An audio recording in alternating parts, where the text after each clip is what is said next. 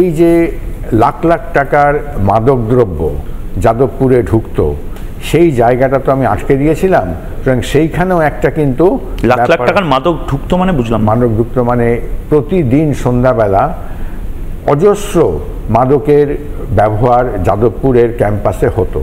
আমি যে সময়ে ঢুকেছিলাম সেই প্রথম দিকটার কথা বলছি, পরেও কাগজে পড়েছি হয়, এবং বিভিন্ন সময়ে মদের বোতল থেকে আরম্ভ করে সব রকম এখানে অনাচার ব্যভিচার চলে।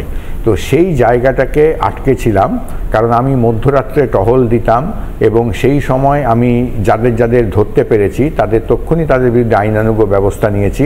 পরে অবশ্য এইটা রটে গেছিল যে ভিসি স্যার মধ্যরাত্রে ঘুরে বেড়ায়, সেই জন্য আর পরে এই ধরনের ঘটনাগুলো ছিল না।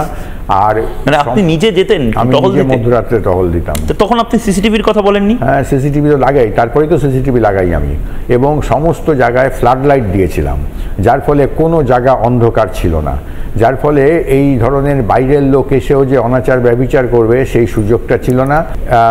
আইডেন্টিটি বা সেইভাবে না হলে ঢোকা যেত না। তো সেই জায়গাগুলোতে অনেকের অসুবিধা হয়, যেটা আপনি বললেন ভীমরুলের চাক। তো যাই হোক, এই ধরনের অসুবিধাগুলো এর মধ্যে যথেষ্ট ছিল। যে ডাইরেক্ট রাজনৈতিক ইন্টারফিয়ারেন্স, এই জায়গাটাকে আমি বন্ধ করার চেষ্টা করেছিলাম।